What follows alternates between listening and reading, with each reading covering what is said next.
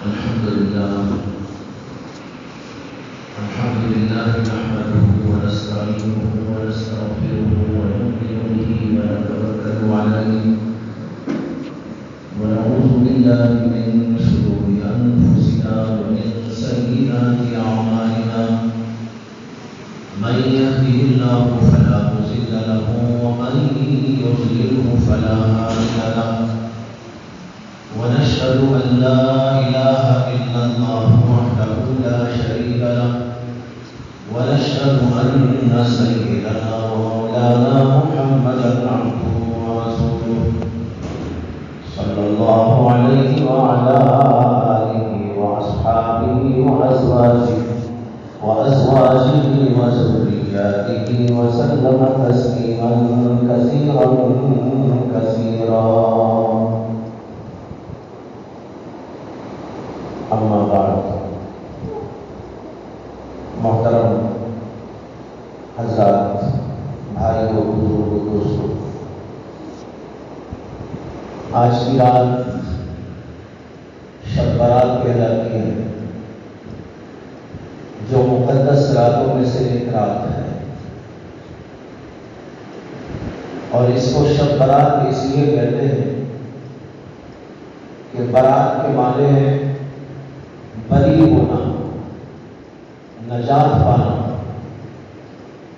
یعنی اس رات میں اللہ تعالیٰ کی جانب سے بندوں کی مغفرت کی جاتی ہے اور ان کو جہنم سے آزاد ہونے کا پروانہ عطا کیا جاتا ہے. اس لیے اس کا نام ہے شب برات. یہ رات ایک مقدس رات ہے، جیسے اور بہت ساری راتیں اور بہت سارے دن اللہ نے مقدس بنائے ہیں. ابھی رمضان شریف کا مہینہ آنے والا ہے. رمضان کا پورا مہینہ بڑا مقدس ترین مہینہ ہے. بعض دنوں کو اللہ نے فضیلت دی، بعض راتوں کو فضیلت دی، بعض مہینوں کو فضیلت دی، بعض اوقات کو فضیلت عطا فرمائی، بعض جگہوں کو اللہ نے فضیلت معاف بنایا. اللہ جس کو چاہتے ہیں فضیلت عطا کر دیتے ہیں اور جس کو چاہے فضیلت نہیں دیتے. ہم بیٹھے ہیں مسجد کے اندر، یہ مسجد فضیلت معاف جگہ ہے، لیکن آپ کے گھر کے اندر وہ فضیلت نہیں ہے جو مسجد کے اندر ہے. دکان کے اندر وہ فضیلت نہیں ہے جو مسجد میں اللہ نے رکھی ہے. اسی طرح دنوں میں سے بعض دنوں کو، راتوں میں سے بعض راتوں کو، مہینوں میں سے بعض مہینوں کو اللہ نے مقدس اور بہت زیادہ قابل تعظیم قرار دیا ہے. انہی راتوں میں سے ایک رات یہ بھی ہے جس کا نام ہے شب برات. یہ راتیں اور یہ دن اور اس قسم کے مہینے اللہ کی طرف سے اس لیے عطا کیے جاتے ہیں تاکہ ان ایام میں اور ان راتوں میں، ان مہینوں میں اللہ کی عبادت کی جائے، نیکیاں زیادہ سے زیادہ کی جائیں، طاعات بجا لائی جائے اور انسان اپنے آپ کے پاس کچھ سرمایہ جمع کرے. جیسے کبھی کبھی آپ سنتے ہیں کہ بعض کمپنیاں آفر دیتی ہیں کہ فلاں تاریخ سے فلاں تاریخ تک جو ہمارے یہاں خریدی کرے گا اسے یہ آفر ہے. ہوتا ہے نا دنیا میں، کمپنیاں آفر دیتی ہیں. اسی طرح اللہ نے بعض دنوں کو آفر کے دن بنایا ہے اور بعض راتوں کو بھی آفر کا دن، آفر کی رات بنایا ہے. اللہ اس میں آفر دیتے ہیں کہ بھائی اس میں آؤ اور نیکیاں انجام دو، تو تم کام اور دنوں میں جتنا کرو اتنا ہی یہاں بھی کرو گے، لیکن ہمارے یہاں سے آفر ہے کہ ثواب زیادہ ملے گا. حدیث میں آتا ہے کہ نبی اکرم صلی اللہ علیہ وسلم نے ارشاد فرمایا کہ رمضان مبارک کے مہینے میں جو آدمی فرض ادا کرتا ہے اسے 70 فرضوں کے برابر ثواب. آج آپ ایک فرض نماز ادا کریں گے تو جتنا ثواب اس کا مقرر ہے وہی ملے گا، لیکن یہی نماز فرض رمضان میں آپ ادا کریں گے تو 70 فرضوں کے برابر ثواب دیا جائے. یہ ہے آفر اللہ کی طرف سے، اور اگر نفل ادا کیا جائے تو نفل کا ثواب فرض کے ثواب کے برابر دیا جاتا ہے۔ اسی طریقے پر یہ آج کی رات مقدس رات ہے، اس میں اللہ کی رحمتیں نازل ہوتی ہیں، اللہ کی طرف سے پروانہ دیا جاتا ہے، جہنم سے آزادی کا پروانہ، بے شمار انسانوں کی مغفرت کر دی جاتی ہے۔ حدیث میں آتا ہے کہ نبی اکرم سرور عالم صلی اللہ علیہ وسلم نے ایک موقع پر جبکہ یہی رات تھی یہ ارشاد فرمایا کہ آج کی رات اللہ اس قدر لوگوں کی مغفرت کرتے ہیں جیسے کہ بنو کلب کے بکریوں کے بال۔ بنو کلب ایک قبیلہ تھا عرب کا، اس قبیلے کا دستور یہ تھا، ان کی عادت یہ تھی کہ بکریاں ان کے یہاں پالی جاتی تھی بیچنے کے لیے اور مختلف کاموں کے لیے، بڑی کثرت کے ساتھ ان کے یہاں بکریاں تھیں۔ اس لیے اللہ کے نبی علیہ السلام نے بنو کلب کا ذکر کیا اور کہا بنو کلب کی بکریوں کے بالوں کے برابر مغفرت کی جاتی ہے۔ بے شمار بکریاں، ایک بکری میں کتنے بال ہوں گے کمپیوٹر بھی شاید حساب ٹھیک نہ لگا سکے، کتنے بال ہوتے ہیں، لاکھوں بال ہوتے ہیں اس کے اندر۔ اور پھر سارے بنو کلب کی بکریوں کا کتنے بال ہو جائیں گے، کروڑ آٹھ کروڑ بال ہوگی۔ اس قدر اللہ کی طرف سے لوگوں کی مغفرت کی جاتی ہے، ان کے گناہوں کی بخشش کی جاتی ہے اور ان کو جہنم سے آزاد کیا جاتا ہے۔ یہ ہے آج کی رات کی فضیلت۔ متعدد احادیث موجود ہیں جن میں یہ مضمون آیا ہے کہ نبی اکرم صلی اللہ علیہ وسلم نے ارشاد فرمایا کہ شعبان کی 15ویں شب ہوتی ہے، یعنی یہی رات جس کو ہم شب برات کہہ رہے ہیں، تو فرمایا کہ اس رات اللہ تبارک و تعالیٰ آسمان اول پر نزول فرماتے ہیں، یعنی آسمان اول پر آتے ہیں، اللہ کی تجلیات وہاں پر ظاہر ہوتی ہیں، اور فرمایا کہ پھر اللہ تبارک و تعالیٰ تمام لوگوں کی مغفرت کر دیتے ہیں، یعنی مومنوں کی، کافروں کی تو نہیں ہوتی، مومنوں کی مغفرت کر دی جاتی ہے۔ لیکن چند لوگ ایسے ہیں کہ اس رات میں بھی ان کی مغفرت نہیں کی جاتی، ان میں سے ایک فرمایا مشرک کی مغفرت نہیں ہوتی، کافر کی مغفرت نہیں ہوتی، اور جو والدین کا نافرمان ہو اس کی مغفرت نہیں ہوتی، اور اس آدمی کی مغفرت نہیں ہوتی جو دل کے اندر مومن سے کینہ رکھتا ہے۔ بہت سارے لوگ الٹی سیدھی حرکتیں کرتے ہیں، ماں باپ کی نافرمانی کرتے ہیں اور مسلمانوں سے بغض رکھتے ہیں، عداوت رکھتے ہیں، دلوں کے اندر برائی پیدا کر لیتے ہیں۔ یہ بات اسلام کے اندر بہت بری ہے۔ اسلام چاہتا ہے کہ مسلمان ایک دوسرے سے اپنے دلوں کو صاف رکھیں، پاک رکھیں، کینہ نہ ہو، حسد نہ ہو، بغض نہ ہو، دل بہت صاف ہو، اور اسی طریقے پر والدین کی اطاعت کی جائے۔ والدین کا بہت بڑا مرتبہ بیان کیا گیا ہے، تو فرمایا کہ بہت سے لوگوں کی مغفرت کر دی جاتی ہے، لیکن والدین کے نافرمان کی مغفرت جب تک کہ وہ توبہ نہیں کرتا، آج کی رات میں بھی اللہ اس کی مغفرت نہیں کرتا۔ اور جو کینہ پرور ہوتا ہے، کینے کو اپنے دل میں بٹھائے رکھتا ہے، اس کی مغفرت نہیں کی جاتی۔ اس میں سبق کیا دیا گیا ہے؟ سبق یہ دیا گیا ہے کہ اگر آج کی رات تم اپنی مغفرت کا سامان تیار کرنا چاہتے ہو، ایسی مقدس ترین رات میں جب اللہ کی طرف سے بے شمار انسانوں کی مغفرت کی جاتی ہے، تو اپنے آپ کو اس قابل بناؤ کہ اللہ تمہاری مغفرت کر دے۔ لہذا کوئی آدمی والدین کا نافرمان ہے، وہ جائے اپنے والدین کے پاس، ان کے پیر پکڑے اور ان سے معافی طلب کرے اور ان کی عزت و تکریم کا وعدہ کرے، ان کی خدمت کا ان سے وعدہ کرے اور اللہ سے بھی معافی مانگے، تو ایسے آدمی کی آج بھی مغفرت ہو سکتی ہے۔ اسی طرح کوئی آدمی کسی سے کینہ رکھتا ہو، اپنے کسی رشتہ دار سے کینہ، اپنے کسی پڑوسی سے کینہ، اپنے کسی جاننے والے سے کینہ، تو کینے کو اپنے دل سے نکالے اور اپنے دل کو صاف کر لے، تب اس کے لیے جو ہے مغفرت کا سامان آج بھی ہو سکتا ہے۔ اس لیے اللہ کے نبی علیہ السلام نے اس کے اندر بتایا کہ بے شمار انسانوں کی مغفرت ہوتی ہے لیکن انہی لوگوں کی مغفرت نہیں ہوتی۔ بتانے کا مقصد کیا ہے؟ ایسے لوگوں کو توجہ دینا ہے، اپنے آپ کو اس قابل بنانا ہے کہ اللہ آج کی رات ان کی مغفرت کر دے۔ بھائیوں، بڑی مقدس ترین رات اللہ نے عطا فرمائی ہے، اس لیے اب ہمیں اور آپ کو چاہیے کہ ہم اپنی مغفرت کا سامان بنانے میں لگ جائیں۔ آج کی رات ہم کیسے گزاریں؟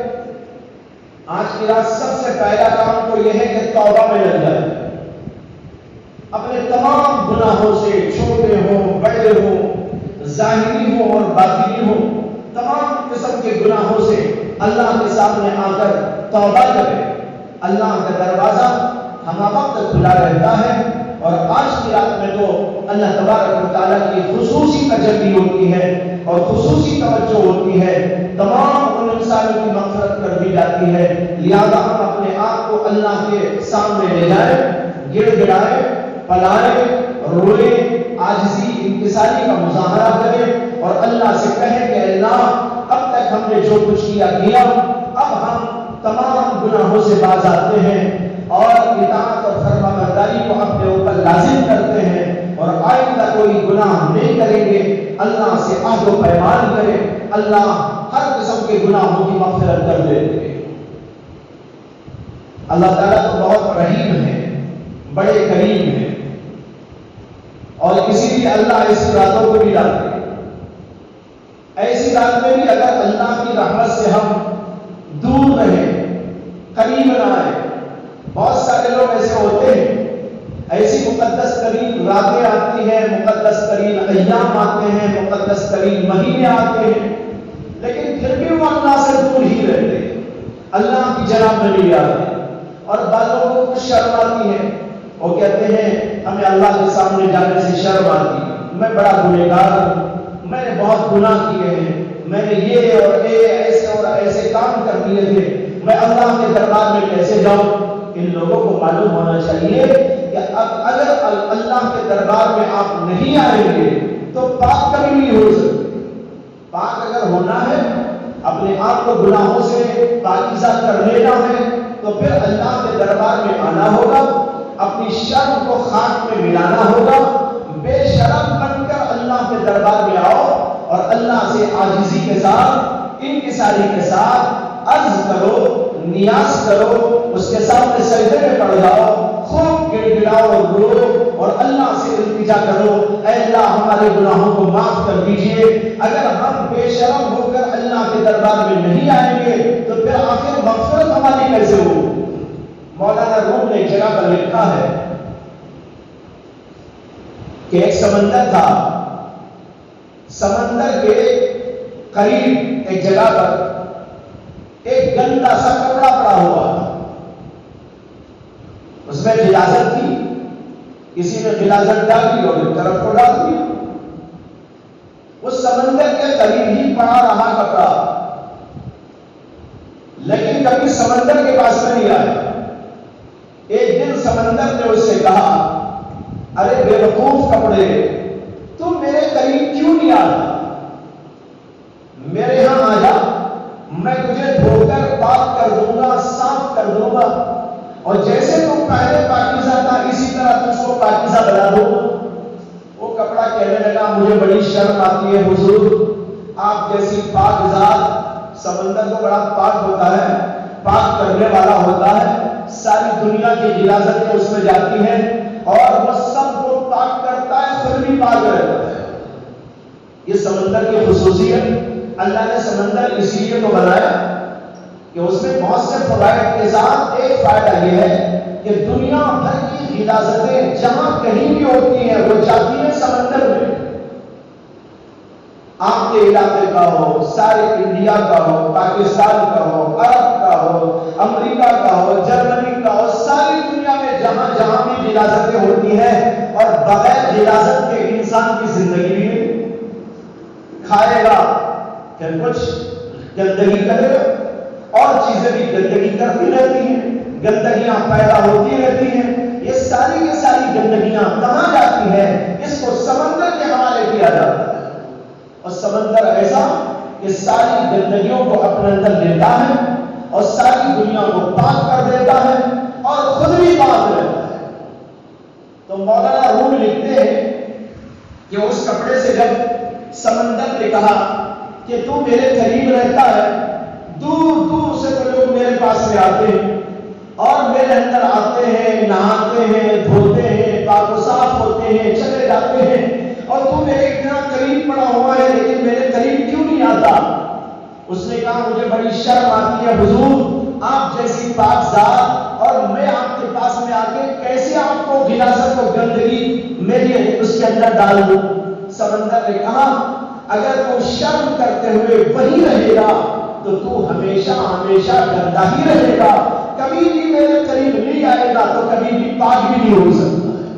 مولانا روم نے یہ لکھا ہے، ایک تمثیلی واقعہ ہے، کہتے ہیں اس واقعے کو لکھنے کے بعد اسی طرح اللہ کی رحمت کا سمندر بندوں سے کہتا ہے آؤ میرے قریب، میں تمہارے گناہوں کو پاک کر دوں گا، میں تمہیں صاف کر دوں گا، تمہارے ظاہر کو بھی صاف کر دوں گا، تمہارے باطن کو بھی صاف کر دوں گا، ہر قسم کے گناہوں سے تم کو پاک کر کر میں خود بھی پاک رہوں گا، تم کو بھی پاک رکھوں گا۔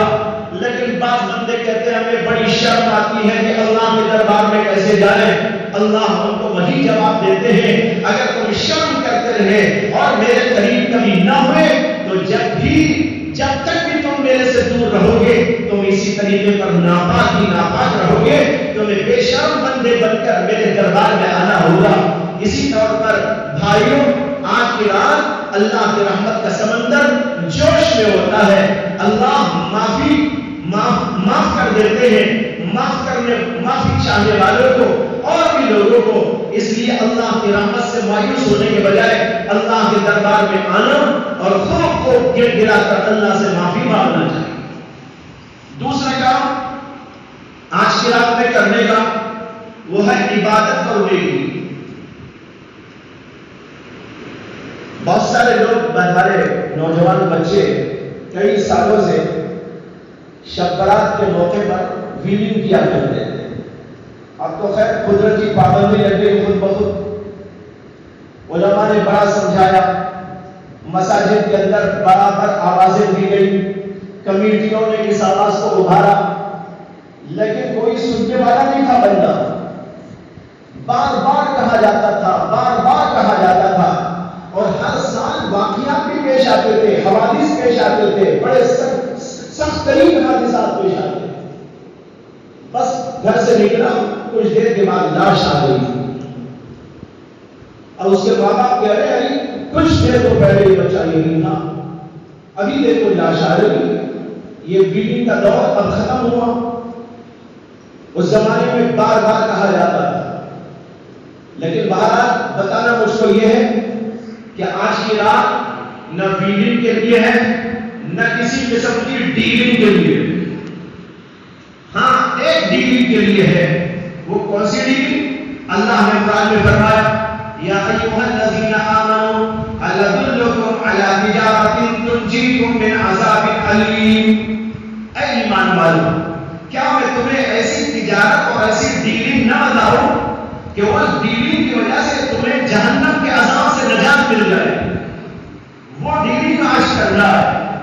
کاروبار نہ کرو، بازاروں میں نہ جاؤ، بازاروں میں نہ گھومو، اسی طور پر ادھر ادھر خامخواہ کے چکر میں نہ جاؤ، بلکہ آج یا تو مسجدوں میں یا نہیں تو اپنے گھروں میں بیٹھو اور کوئی نہ کوئی اللہ کی عبادت کرو۔ عبادتیں تو بہت ساری ہیں، نماز کی عبادت یا ذکر کی عبادت، تلاوت کلام اللہ کی عبادت، یا جو ہے کوئی کتاب پڑھنے دین کی تو وہ بھی عبادت۔ اصل میں ایسے مواقع پر ایک بات یہ ہوتی ہے کہ آدمی ایک ہی قسم کی عبادت پر انتظار کرے تو طبیعت کے اندر کچھ سستی پیدا ہو جاتی ہے۔ اسی علماء لکھتے ہیں کہ ایک ہی عبادت نہیں، ہر طرح کی عبادت کرو، کچھ دیر نماز پڑھ لیا کرو، کچھ دیر تلاوت کر لیا کرو، کچھ دیر اللہ اللہ اللہ لا الہ الا اللہ ذکر کر لیا کرو، اور کچھ دیر دعا خوب مانگا کرو۔ آج کی رات میں یہ ساری کی ساری عبادتیں کرنے کی ہیں۔ نماز بھی پڑھے، جن لوگوں کی قضا نمازیں ہو اور انہوں نے اپنی زندگی میں کچھ نمازوں کو قضا کر دیا ہو، ان کے لیے تو بہتر اور افضل اور سب سے اہم یہ ہے کہ وہ اپنی نمازوں کی قضا کو ادا کرنے کی کوشش کرے، اپنی قضا نمازوں کو ادا کرنے کی کوشش کرے، یاد کر کے کہ فلاں وقت میں میری یہ نماز چھوٹ گئی تھی، فلاں وقت میں یہ چھوٹ گئی تھی، فلاں وقت میں چھوٹ گئی تھی، ان نمازوں کو یاد کر کے ادا کرے، اس لیے کہ بھائیو ایک نماز بھی قضا ذمے میں رہ جاتی ہے، اللہ تعالیٰ کے ہاں اس کی پوچھ ہوگی۔ اس لیے ایسے لوگوں کو نوافل کے بجائے اپنی قضا نمازیں ادا کرنے کی زیادہ فکر کرنا چاہیے، اور جو لوگ کے قضا نہیں ہے ان کے اوپر، ان کو چاہیے کہ وہ نوافل ادا کرے، جتنا ہو سکے نوافل ادا کرے۔ کچھ دیر نوافل پڑھنے کے بعد طبیعت میں سستی آ گئی، کاہلی آ گئی، چائے پی لیجیے، اس وقت چائے پینے میں بھی آپ کو ثواب ملے گا۔ میں کہہ رہا ہوں، گارنٹی سے کہہ رہا ہوں، اگر آپ اس وقت میں اپنی سستی اور غفلت کو دور کرنے کے لیے چائے پیتے ہیں یا اور کچھ کھا پی لیتے ہیں یا 2-4 منٹ کسی سے بات چیت بھی کر لیتے ہیں تاکہ میں ذرا سا پھر تیار ہو جاؤں اور میرے اندر بشاشت طبیعت میں پیدا ہو جائے اور پھر میں دوبارہ عبادت کے اندر لگ جاؤں، تو کچھ دیر کے لیے اس طرح اس کھانے میں، پینے میں، چائے میں اس کے اندر مشغول ہو جائے تو اس وقت بھی ثواب ہی میں لکھا جائے۔ اس کی مثال ایسی ہے کہ آپ نے اپنے گھر میں کچھ کام تھا، ایک کارپینٹر کو بلایا اور اس کو آپ نے کہا کہ بھئی یہ کام ہے، کب آئیں گے؟ اس نے کہا کہ میں 8 بجے آؤں گا۔ کب تک کام کریں گے؟ شام میں 6 بجے تک کروں گا۔ ایک دن میرا یہ ہوگا، 8 بجے آؤں گا، 6 بجے تک کام کروں گا۔ اچھا بھائی اس کے لیے کتنا لوگے؟ تو اس نے کہا ایک دن کی میری مزدوری 500 روپے ہے۔ آپ نے کہا ٹھیک۔ اب اس کے بعد آپ نے اسے بلایا، وہ 8 بجے آیا اور 6 بجے تک رہا، لیکن بیچ میں بیٹھ کر سگریٹ بھی پھونکتا رہا۔ سگریٹ پیتے نا بند کر دو، آپ نے پوچھی، آپ کو نہیں بول رہا ہوں، لیکن جو پیتے ہیں ان کو بول رہا ہوں کہ وہ جو ہے کچھ دیر تک بیٹھ کے سگریٹ پھونکتا رہا، کچھ دیر چائے بھی پیتا رہا، پھر کھانے کا وقت آیا تو کھانا کھانے بھی 1 آدھا گھنٹہ پونا گھنٹہ لگا دیا، تو دیکھیے کئی گھنٹے بیچ میں اس کے شارٹ ہو گئے۔ طے تو ہوا تھا 8 بجے سے 6 بجے شام تک کام کروں گا، کتنے گھنٹے، لیکن بیچ میں اس نے چائے کے لیے وقت نکالا، سگریٹ پینے کے لیے وقت نکالا، کھانا کھانے کے لیے وقت نکالا، اور کچھ ذرا تھکا ہارا ہو گیا تو کچھ دیر 5-10 منٹ میں سستانے کے لیے بھی بیٹھ گیا۔ تو آپ اس وقت کی مزدوری کٹ کر کے اسے نہیں دیتے، اس کی بھی مزدوری آپ اسے دیتے ہیں۔ کیوں دیتے ہیں؟ اس لیے کہ وہ وقت جو اس کی چائے پینے یا کچھ کرنے میں لگا ہے وہ دراصل کام کے کرنے کے لیے اپنے آپ کو تیار کرنے کے لیے ہے۔ بالکل اسی طرح جب آپ کی رحمت کتنی تو اللہ کی رحمت کتنی ہوگی۔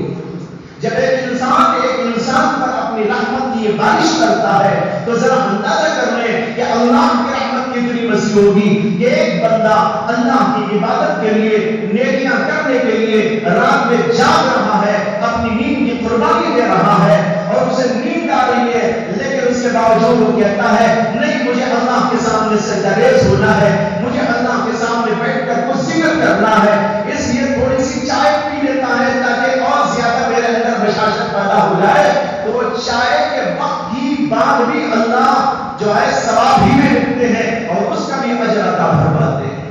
یہ ہے اللہ کی رحمت۔ اس لیے کچھ اس طرح کر لیجیے اور پھر کچھ نوافل پڑھ لیا اور اس کے ساتھ تلاوت کر لیا، کچھ دیر ذکر کر لیا اور کچھ دیر دعا مانگ لی، اور آج کی رات دعا کی بھی رات ہے، یاد رکھیں اس کو، عبادتیں کریں، اور اس کے ساتھ ایک بہت ہی اہم ترین عبادت ہے، اس عبادت کا نام ہے دعا۔ حدیث میں آتا ہے کہ نبی اکرم صلی اللہ علیہ وسلم نے ارشاد فرمایا الدعاء مخ العبادہ، عبادت کا مغز ہے یہ دعا۔ ساری عبادت ہم جو کریں اس کا مغز وہ ہے دعا، اس لیے دعا کو بڑی اہمیت کے ساتھ اختیار کرنا چاہیے، اور دعا جب آپ کریں اپنے دین کے لیے دعا کریں، اپنے ایمان کے لیے دعا کریں، اپنی آخرت کے لیے دعا کریں، اللہ کی محبت کے لیے دعا کریں، اللہ کا خوف مجھ کو مل جائے اس کے لیے دعا کریں، اللہ تبارک و تعالیٰ سے تعلق پیدا پیدا ہو جائے اس کے لیے دعا کریں، اور پھر دنیا کی بھی دعا کریں۔ دنیا کی دعا کرنا منع نہیں ہے، دنیا کی دعا بھی آپ کر سکتے ہیں، کھانے کے لیے، پینے کے لیے، تجارت کے لیے، ملازمت کے لیے، کاروبار میں ترقی کے لیے، اور مختلف کام کاج کے لیے، اور حوادث کے لیے، پریشانیوں کے لیے، جو بھی آپ کے دل میں ہے دل کھول کر اللہ کے سامنے رکھ دیجئے۔ دینے والا وہی ہے، اسی کے پاس سے ملتا ہے جو کچھ کے ملتا ہے، اس لیے اپنی ہر چیز اللہ کے سامنے ظاہر کرو۔ میں نے یہ بات خاص طور پر اس لیے عرض کی کہ پہلے دین مانگو، اس کے ساتھ دنیا۔ یہ اس لیے عرض کیا کہ آج جب بھی کہیں دعا کا تصور ہوتا ہے تو لوگوں کے ذہنوں میں یہ آتا ہے کہ ہمیں کھانا مانگنا ہے، پینے کے لیے مانگنا ہے، دکان کے لیے مانگنا ہے، بیوی بچوں کے لیے مانگنا ہے، اور تجارت کے لیے مانگنا ہے، دنیا کے کاموں کے لیے مانگنا ہے۔ تصور اسی کا آتا ہے، کسی کے تصور میں نہیں آتا کہ مجھے اللہ سے یہ بھی مانگنا ہے، اے اللہ مجھے اپنی محبت عطا کر دیجیے، اے اللہ مجھے اپنا خوف عطا کر دیجیے، اے اللہ مجھے نمازی بنا دیجیے، اے اللہ میری آخرت کو بنا دیجیے، اے اللہ مجھے جنت عطا فرما دیجیے۔ یہ کہنے والے، یہ مانگنے والے بہت کم ہیں۔ قرآن کریم کے اندر آیا ہے، اللہ تعالیٰ نے فرمایا وَمِنَ النَّاسِ مَن يَقُولُ آمَنَّا وَمِنَ النَّاسِ مَن يَقُولُ رَبَّنَا آتِنَا فِي الدُّنْيَا وَمَا لَهُ فِي الْآخِرَةِ مِنْ خَلَاقٍ وَمِنْهُم مَن يَقُولُ رَبَّنَا آتِنَا فِي الدُّنْيا حَسَنَةً وَفِي الْآخِرَةِ حَسَنَةً وَقِنَا عَذَابَ النَّارِ أُولَٰئِكَ لَهُمْ نَصِيبٌ مِّمَّا كَسَبُوا۔ اللہ نے دو قسم کے لوگوں کا ذکر کیا۔ ایک وہ لوگ جو اللہ سے صرف دنیا مانگتے ہیں اور کہتے ہیں ربنا آتنا فی الدنیا، اے اللہ ہم کو دے دیجئے، دنیا میں دے دیجئے۔ آخرت نہیں مانگتے، دین نہیں مانگتے، صرف دنیا مانگتے ہیں اللہ سے۔ ان کے بارے میں اللہ نے کہا وَمَا لَهُ فِي الْآخِرَةِ مِنْ خَلَاقٍ، ایسے بندوں کے لیے آخرت کے اندر کوئی حصہ نہیں، آخرت میں کچھ نہیں ملے گا، نہ جنت ملے گی، نہ جنت کی بورے ملے گی، نہ جنت کی نعمتیں ملے گی، اس لیے کہ انہوں نے صرف دنیا مانگا، اللہ نے ان کو دنیا میں دے دیا جو کچھ دینا تھا۔ اور کہتے ہیں وَمِنْهُم مَن يَقُولُ، اور بعض بندے اللہ کے وہ ہیں جو اللہ سے یوں دعا کرتے ہیں اے اللہ ہم کو دنیا میں بھی نیکی عطا فرما، آخرت کے اندر بھی بھلائی عطا فرما، اور آخرت میں عذاب جہنم سے ہم کو بچا لیجیے۔ یہ وہ دعا کرتے ہیں، دنیا کے اندر بھی بھلائی مانگتے ہیں، آخرت کی بھلائی بھی مانگتے ہیں، دنیا اور دین دونوں مانگتے ہیں، دنیا بھی مانگتے ہیں، آخرت بھی مانگتے ہیں۔ ایسے لوگوں کے لیے وہ سب کچھ ملے گا جو چاہیں گے، اور جو انہوں نے چاہا اور اس کے لیے انہوں نے انجام دیا اعمال، اس کے مطابق اللہ ان کو عطا کرے گا۔ ابن عباس رضی اللہ تعالیٰ عنہ صحابی رسول ہیں، ترجمان قرآن ہیں، انہوں نے اس آیت کے تفسیر کے اندر فرمایا ہے کہ پہلے لوگ یہ کافر لوگ ہیں جو دنیا ہی دنیا مانگتے تھے، اور دوسرے لوگ یہ مسلمان ہیں جو دنیا بھی اور آخرت بھی دونوں کی دونوں چیزیں اللہ سے مانگتے ہیں۔ ایسے لوگوں سے اللہ کا وعدہ ہے کہ ان کو سب دے گا جو بھی مانگتے ہیں۔ ہمارے بزرگ تھے جن کا نام تھا مولانا حفظ الکبیر صاحب، ہم نے جہاں یوپی میں مدرسے میں پڑھا ہے، مفتاح العلوم جلال آباد، وہاں پر وہ رہتے تھے، وہ بیان کرتے تھے، تو ان کے بیان میں ایک بات وہ ہمیشہ کہتے تھے، ان کی بات مجھ کو یاد آ گئی۔ وہ کہتے تھے کہ جو بندہ اللہ سے دنیا مانگتا ہے اللہ اسے صرف دنیا دیتے ہیں، اور جو بندہ اللہ سے دین مانگتا ہے اللہ اسے دین بھی دیتے ہیں اور دنیا بھی دیتے ہیں۔ یہ اللہ کا اصول ہے۔ اور پھر وہ کہتے تھے کہ اس کی مثال ایسی ہے جیسے ایک آدمی نے کسی سے کہا، مثلا باپ نے اپنے بیٹے سے کہا کہ بیٹا گلاس اٹھا کے لاؤ۔ اب بیٹا گلاس لائے گا یا چائے بھی لائے گا؟ کیا لائے گا؟ بیٹے سے باپ کہتا ہے بیٹا گلاس اٹھا کے لاؤ، تو گلاس لے کے آئے گا نا۔ صرف گلاس اٹھا کے لائے گا، نہ اس میں دودھ لائے گا، نہ چائے لائے گا، نہ پانی لائے گا، اس لیے کہ باپ نے تو گلاس مانگا ہے۔ اچھا، باپ نے اگر کہا کہ بیٹا دودھ لاؤ، تو بیٹا دودھ ہاتھ میں ڈال کے لائے گا یا کسی گلاس میں ڈال کے لائے گا؟ کیا خیال ہے؟ گلاس میں ڈال کے لائے گا۔ دودھ مانگا، اسے یہ کہنے کی ضرورت نہیں کہ دودھ گلاس میں ڈال کے لاؤ، بلکہ صرف یہ کہنا کافی ہے بیٹے کو کہ بیٹا دودھ لاؤ، تو دودھ لاؤ کہتے ہی بیٹے کے دماغ میں خود آئے گا کہ اس کو گلاس میں ڈال کے لے جا کے پیش کرنا ہے۔ وہ فرمایا کرتے تھے کہ جو بندہ اللہ سے کہتا ہے اے اللہ مجھے دین عطا فرما، اللہ اسے دین دنیا کی پلیٹ میں رکھ کے دے دے۔ دنیا ایک پلیٹ کی طرح ہے، ایک گلاس کی طرح ہے، اور جو دین ہے وہ دودھ کی طرح ہے، وہ بریانی کی طرح ہے، وہ اصل چیز ہے۔ جو مانگتا ہے اللہ سے دین، اللہ اسے دنیا کی پلیٹ میں رکھ کے دے دیتے ہیں، دنیا کے گلاس میں رکھ کے عطا فرما دیتے ہیں۔ اللہ سے گلاس و پلیٹ مانگنے کی ضرورت نہیں ہے، اللہ سے مانگنے کی ضرورت ہے تو دین مانگنے کی ضرورت ہے۔ جو اللہ سے دین مانگتا ہے اللہ اسے دنیا بھی دیتا ہے اور آخرت بھی عطا فرماتا ہے۔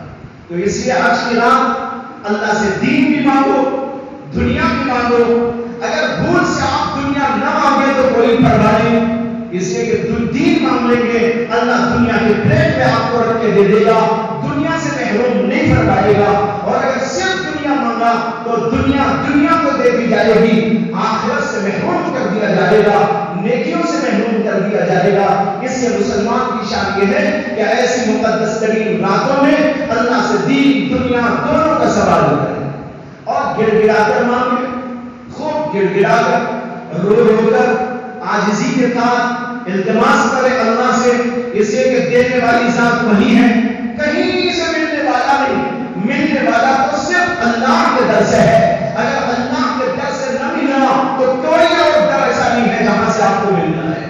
کہتے ہیں کہ ایک دفعہ اکبر بادشاہ کچھ شکار کھیلنے کے لیے نکلا عام لباس میں، چلتے چلتے اپنے ساتھیوں سے جدا ہو گیا اور ایک ایسی جگہ پر پھنس گیا کہ دور دور تک کسی کا نام و نشان نہیں، اور بہت پریشان ہوا کہ ساتھی کسی اور طرف، میں کسی اور طرف، اب جاؤں تو کیسے جاؤں، اور پھر شدید بھوک لگ رہی تھی۔ تو اکبر بادشاہ نے ادھر ادھر نظر دوڑائی کہ دیکھتے ہیں یہاں کوئی ملتا ہے ایسا جس کے پاس کچھ کھانے کو مل جائے۔ دیکھا تو ایک باغ نظر آیا، اس نے باغ کی طرف جا کر دیکھا کہ وہاں پر ایک آدمی ہے باغ والا، اس سے جا کر کہا کہ میں ایک مسافر ہوں اور میں شدید بھوک میں ہوں، اگر کچھ کھانے کے لیے تمہارے پاس ہو تو مجھے فوراً کھلا۔ اس نے ایک حسیر ڈالی اور اس کے اوپر اس کو بٹھایا، تو سمجھا کوئی عام آدمی ہے، اسے نہیں معلوم ہے کہ یہ بادشاہ ہے۔ اس کو بٹھایا اور پھر اس کے بعد جو سوکھی روٹیاں گوشتی وہ لا کے بادشاہ کے سامنے رکھ دیا اور اپنے باغ سے کچھ پھل ول لا کے کھلا دیا۔ بادشاہ کی بھوک مر گئی اور خوش ہو گیا، اور اس کے بعد میں کہا کہ مجھ کو پہچانتے ہو؟ اس نے کہا نہیں میں نے نہیں پہچانا۔ کہا کہ میں اکبر بادشاہ ہوں۔ یہ سنتے ہی وہ آدمی کھڑا ہو گیا، ارے اکبر بادشاہ میرے اس جھونپڑے میں کھڑا ہوا اور جو ہے آداب بجا رہا ہے۔ تو اس نے کہا دیکھو ایسا ایسا قصہ میرے ساتھ پیش آ گیا تھا، اس لیے میں تمہارے یہاں آ گیا، اور تم نے میرے ساتھ جو سلوک کیا ہے اس سے میرا دل بہت خوش ہوا، اس لیے جب بھی کبھی تمہیں کوئی ضرورت پڑ جائے تو میرے دربار میں آ جانا، تمہاری ہر ضرورت کو میں پورا کر دوں۔ اس نے کہا حضور میں آپ کے پاس آؤں گا، کیسے آؤں گا اور مجھے آپ تک کون پہنچائے گا؟ میں ایک دیہات کا آدمی، معمولی آدمی، تو آپ کے دربار میں پہنچوں کیسے؟ بادشاہ نے اپنا خاص دستخط کر کے اسے ایک جو ہے دے دیا کاغذ اور کہا اسے حفاظت سے رکھنا، جب بھی کبھی موقع ہو ضرورت پڑ جائے یہ آ کر میرے یہاں دکھا دینا، تم کو میرے دربار میں پہنچا دیا جائے گا، کوئی رکاوٹ نہیں ہو۔ خیر اس کے بعد میں زمانہ گزر گیا، بادشاہ بھی بھول گیا اس آدمی کو، وہ بھی بھول گیا کہ ایسا ہوا ہے۔ بہت زمانے کے بعد ایک سخت ترین ضرورت پیش آئی، تو اسے یاد آیا کہ بادشاہ کے پاس جانا چاہیے، اور اسے وہ چٹھی بھی یاد آئی، کہیں محفوظ رکھا تھا، اس کو لے کر بادشاہ کے دربار میں پہنچا۔ لوگوں نے کہا کہ کہاں جا رہے ہو؟ اسے وہ چٹھی دکھائی، چٹھی دکھانے پر اسے لے جا کے اس کے خاص الخاص کمرے میں پہنچا دیا گیا۔ جب اس کو اندر پہنچایا گیا تو وہ دیکھ رہا تھا کہ بادشاہ نماز پڑھ رہا ہے اور کچھ دعا کر رہا ہے۔ یہ بیٹھے ہوئے دیکھتا رہا، بہت دیر تک بادشاہ نے دعا کی۔ پھر اس کے بعد فراغت کے بعد اس کی طرف متوجہ ہوا اور پوچھا کہ تم کون ہو؟ اس نے کہا حضور میں وہ ہوں کہ میرے جھونپڑے میں آپ ایک بار تشریف لائے تھے اور میرے سے بڑے خوش ہوئے تھے، اور پھر آپ نے فرمایا تھا کوئی ضرورت ہو تو میرے دربار میں آ جانا۔ یہ چٹھی آپ نے دی تھی، اس کو دکھا کر میں یہاں تک پہنچ گیا ہوں آپ کے دربار میں۔ بادشاہ نے کہا ہاں مجھ کو یاد آ گیا، اچھا کیا ضرورت ہے تمہاری، پیش کرو۔ اس نے کہا حضور ایک ضرورت سے تو آیا تھا لیکن اب پیش کرنے کا ارادہ نہیں، آیا تو تھا لیکن اب پیش کرنے کا ارادہ نہیں ہے۔ بادشاہ نے کہا کیوں؟ کہا اس لیے کہ میں نے آپ کو دیکھا کہ آپ بھی مانگ کر ہم کو دیتے ہیں، تو ہم خود اسی سے کیوں نہ مانگ لیتے ہیں؟ وہ اللہ تو ہمارا بھی اللہ ہے، جس سے آپ مانگ رہے ہیں اسی اللہ سے میں مانگ لوں گا، مجھے کیا ضرورت ہے کہ آپ سے مانگوں؟ اس لیے میں آپ سے مانگنے کے لیے ابھی تیار ہوں۔ واپس آیا، یہ واقعہ بتا رہا ہے کہ ایک مومنہ کا شان یہ ہے اپنی ہر حاجت، اپنی ہر ضرورت اللہ کے سامنے رکھو اور خود دل کھول کر رکھو۔ ہمارے شیخ و مرشد حضرت مولانا شاہ ابرار الحق صاحب نور اللہ مرقدہ فرمایا کرتے تھے اللہ سے مانگنے کا طریقہ بچوں سے سیکھو، اللہ سے مانگنے کا طریقہ بچوں سے سیکھو۔ آپ نے بچوں کو دیکھا ہوگا، بچے ماں سے باپ سے کیسے لپٹ کر اور ضد کر کر کے لیتے ہیں، رو رو کے لیتے ہیں۔ یہ رونا بھی بڑا عجیب ہے۔ ایک بزرگ کی بات یاد آ گئی، انہوں نے کہا جب بندہ ماں کے پیٹ سے دنیا کے اندر آتا ہے اسے کچھ نہیں معلوم ہوتا، صرف ایک بات سیکھ کے آتا ہے، رونا۔ کیا سیکھ کے آتا ہے؟ رونا سیکھ کے آتا ہے۔ بھوک لگی روتا ہے، ماں دودھ پلا دیتی، کہیں درد ہوا روتا ہے، ماں تلاش کرتی ہے کیوں رو رہا ہے، کان میں درد ہے، آنکھ میں درد ہے، پیٹ میں درد ہے، یہاں درد ہے، وہاں درد ہے، آخر وہ جو ہے تلاش کر کے وہ بات پا لیتی ہے اور اس کا علاج کرنے لگتی ہے۔ تو دیکھو بچہ دنیا میں آتا ہے صرف رونا سیکھ کر۔ انہوں نے کہا اگر یہی رونا جو وہ روتا ہے اللہ کے سامنے شروع کر دے، وہاں بھی اس کی ہر حاجت و ضرورت پورا۔ رونا سیکھو، اللہ کے سامنے گڑ گڑانا سیکھو۔ مولانا روم نے واقعہ لکھا ہے، وہ بھی سنا کر بات ختم کرتا ہوں کہ ایک زمانے میں ایک بزرگ رہتے تھے، ان بزرگ کے پاس لوگ آتے اور اپنی حاجتیں پیش کرتے، تو وہ اپنے پاس میں ہوتا تو دے دیتے، اگر نہ ہوتا تو لوگوں سے قرض لے کے دے دیتے۔ زمانہ چلتا رہا، بہت سارے لوگوں کا قرضہ ان کے ذمہ ہو گیا۔ لوگ آتے اور کہتے ہیں کہ حضرت ہمارا اتنا قرضہ آپ کے ذمہ ہے، دے دیجیے۔ وہ کہتے ہیں بھائی ابھی تو موقع نہیں ہے، جب موقع آئے گا تو دے دوں گا۔ تو موقع آیا تو کسی کو دے دیتے، موقع نہیں آیا تو بس ایسے ہی چلتا رہتا۔ ایک بار سارے کے سارے قرض خواہ جمع ہو گئے اور انہوں نے کہا آج تو بہرحال ہمیں ٹلنا نہیں ہے، لے ہی کے یہاں سے جانا۔ سب آگے جمع ہو گئے، انہوں نے کہا حضرت آپ نے میرے سے اتنا لیا ہے، اس سے اتنا لیا ہے، اس سے اتنا لیا ہے، اور جب تک آپ دیں گے نہیں ہم یہاں سے ٹلنے والے نہیں۔ انہوں نے کہا بھائی ٹھیک ہے، میں کیا کر سکتا ہوں، جب اللہ مجھے دے گا تو ضرور دے دوں گا، بیٹھ جائیے۔ کچھ دیر کے بعد یہ سب بیٹھے ہوئے تھے، دیکھا کہ کوئی ایک بچہ کچھ بیچتا ہوا جا رہا ہے۔ انہوں نے کہا کہ کیا آواز ہے؟ خادم نے کہا کہ ایک بچہ ہے حلوہ بیچ رہا ہے، سر پہ رکھ کر حلوہ بیچتے ہوئے جاتا ہے، حلوہ لے لو، حلوہ لے لو، حلوہ لے لو۔ انہوں نے کہا ارے بھائی اتنے مہمان بیٹھے ہیں، اس آدمی کو بلاؤ اور مہمانوں کو حلوہ کھلاؤ۔ خادم گیا، اس بیچارے کو بلا کے لایا اور کہا کہ بھائی یہ کتنے کا حلوہ؟ اتنے کا حلوہ ہے۔ کہا کہ اس کو جو ہے توڑ دو اور کاٹو اور جتنے مہمان یہاں بیٹھے ہیں سب کو کھلا دو۔ اب وہ بیچارہ پورا دن محنت کر کے جو حلوہ بیچتا وہ یہاں ایک ہی دم پورے کا پورا بک گیا تو بہت خوش ہو گیا. اب جاؤں گا ذرا کھیلوں گا تماشا کروں گا. اب جو ہے پورا یہی بک گیا ہے. خیر اس کے بعد اس نے توڑ کے سب کو کھلا دیا. کھلانے کے بعد میں کہا پیسہ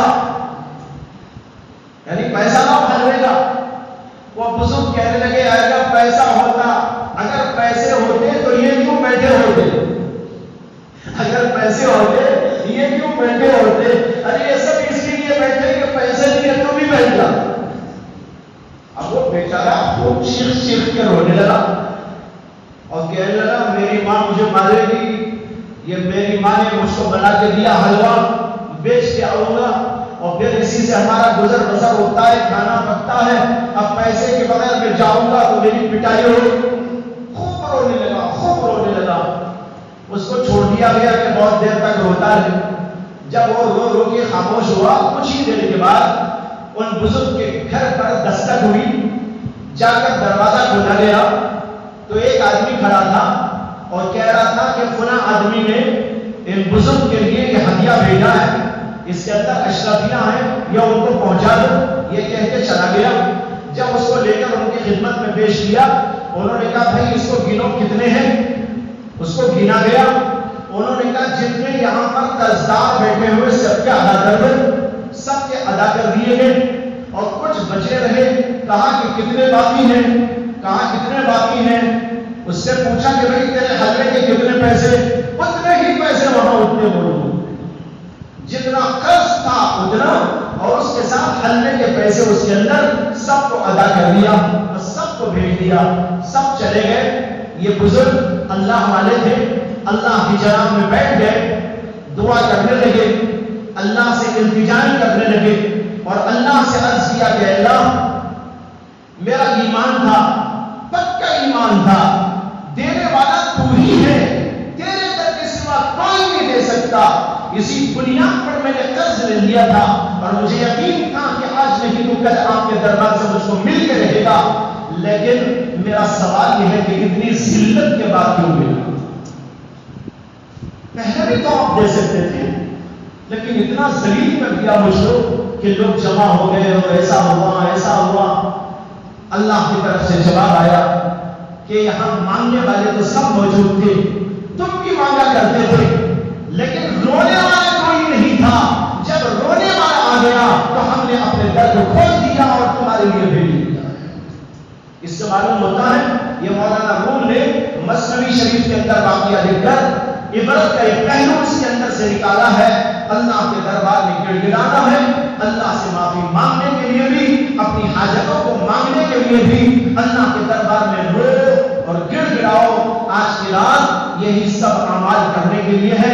اللہ تعالیٰ سے دعا ہے کہ اللہ تعالیٰ ہم سب کو نیک توفیق عطا فرمائے اور ان مقدس راتوں میں صحیح طور پر اعمال کرنے, توبہ اور استغفار کرنے کی توفیق عطا فرمائے.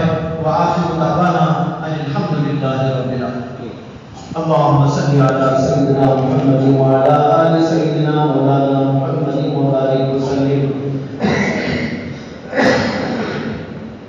ربنا آتنا في الدنيا حسنة وفي الآخرة حسنة وقنا عذاب النار. ربنا لا تزغ قلوبنا بعد إذ هديتنا وهب لنا من لدنك رحمة إنك أنت الوهاب. ربنا لا تجعلنا فتنة للقوم الظالمين ونجنا برحمتك من القوم الكافرين. ربنا لا تؤاخذنا إن نسينا أو أخطأنا. ربنا ولا تحمل علينا إصرا كما حملته على الذين من قبلنا. ربنا ولا تحملنا ما لا طاقة لنا به واعف عنا واغفر لنا وارحمنا أنت مولانا فانصرنا على القوم الكافرين. اے اللہ ہمارے گناہوں کو معاف فرما, ہماری خطاؤں کو درگزر فرما. اے اللہ بڑے رحیم ہیں, بڑے کریم ہیں, بہت بڑے داتا ہیں, ساری کائنات کو آپ ہی بخش رہے ہیں. اے اللہ سب کے گناہ آپ ہی معاف فرماتے ہیں. اے اللہ ہم سب کے گناہوں کو معاف کر دیجئے, اپنا رحم اور کرم ہمارے اوپر نازل فرما دیجئے. اے اللہ ہم بہت ہی گنہگار بندے ہیں، آج کی اس مقدس رات میں اے اللہ اس سہانے وقت میں آپ کے سامنے ہاتھ پسارے ہوئے ہیں، اے اللہ ہم سب کی مغفرت فرما دیجئے، ظاہری اور باطنی دونوں قسم کے گناہوں کو معاف فرما دیجئے، چھوٹے اور بڑے سبھی قسم کے گناہوں کی مغفرت فرما دیجئے، ہم کو ظاہری طور پر بھی مجلہ مصفا بنا دیجئے، اے اللہ باطنی اعتبار سے بھی ہم کو بڑا پاکیزہ بنا دیجئے، اے اللہ آپ ہی کے دربار سے یہ پاکیزگی عطا ہوتی ہے، آپ ہی کے دربار سے مغفرت کا پروانہ ملتا ہے، آپ ہی کے دربار سے رحمتیں عطا ہوتی ہیں، عافیتیں ملتی ہیں، اے اللہ ہم سب کو عطا فرما دیجئے، اے اللہ ہم سب کو آئندہ زندگی میں بہترین طور پر اطاعت والے اور تلاوت والے اور نیکی کرنے والے بندے بنا دیجئے، اے اللہ سب کو نمازی بنا دیجئے، پرہیزگار بنا دیجئے، تلاوت کرنے والا بنا دیجئے، سنتوں کا اتباع کرنے والا بنا دیجئے، اے اللہ جتنے لوگ یہاں بیٹھے ہیں اے اللہ سب کو قبول فرما لیجئے، آج کی رات مختلف جگہ پر مساجد میں اور دیگر جگہوں پر اے اللہ آپ کے بندے جمع ہیں اور اس کو نیاز کر رہے ہیں، نمازیں پڑھ رہے ہیں، اے اللہ انہی بندوں میں ہم کو بھی شامل فرما لیجئے، اے اللہ آپ کے نیک بندوں میں ہمارا شمار فرما، مقدس بندوں میں ہمارا شمار فرما، اے اللہ اطاعت گزار بندوں میں ہمارا شمار فرما، راشدین میں ہمارا شمار فرما، اے اللہ عابدین میں ہمارا شمار فرما، اے اللہ محض اپنے فضل سے کرم سے بیماروں کو شفا عاجلہ کاملہ مستمرہ دائمہ عطا فرما، اے اللہ حاجت مندوں کی حاجتوں کو دور فرما، اے اللہ ہر مصیبت کو دور فرما، ہر پریشانی کو دور فرما، اے اللہ تمام مسلمانوں کے کاروبار میں تجارت میں برکتیں عطا فرما، اے اللہ ہر قسم کے حوادث سے پریشانیوں سے پوری امت مسلمہ کی حفاظت فرما، اے اللہ ان کی عظمت رفتہ ان کو عطا فرما، شوکت رفتہ ان کو عطا فرما، اے اللہ محض اپنے فضل سے کرم سے ہم کو دنیا کے اندر بھی عزت عطا فرما، آخرت کے اندر بھی عزت عطا فرما، اے اللہ جب تک ہم زندہ رہیں دین اسلام کی زندگی عطا فرما، موت کے وقت ایمان اور کلمے کی موت نصیب فرما، اے اللہ ہمارے آبا و اجداد میں سے جو گزر چکے ہیں ان کی مغفرت فرما، ان کے درجات کو بلند فرما، اعلیٰ علین میں ان کا مقام عطا فرما، اے اللہ جنت میں فردوس ان کا ٹھکانہ بنا، عذاب قبر سے ان کی حفاظت فرما، ان کی قبروں کو منور فرما، اے اللہ محض اپنے فضل سے کرم سے جب تک ہم زندہ رہیں دین کی شدت عطا فرما، دین کی زندگی عطا فرما، موت کے وقت ایمان کی کلمے کی موت نصیب فرما، ہماری قبروں کو بھی منور فرما، اے اللہ عذاب قبر سے ہم سب کی حفاظت فرما، اے اللہ میدان حشر میں ہم کو عزت عطا فرما، آپ کے سامنے حاضری دینے اور آپ کے سامنے منہ دکھانے کے قابل ہم کو بنا، اے اللہ یہ آپ ہی کی جانب سے ہو سکتا ہے، اے اللہ محض اپنے فضل سے کرم سے ہماری دعاؤں کو قبول فرما،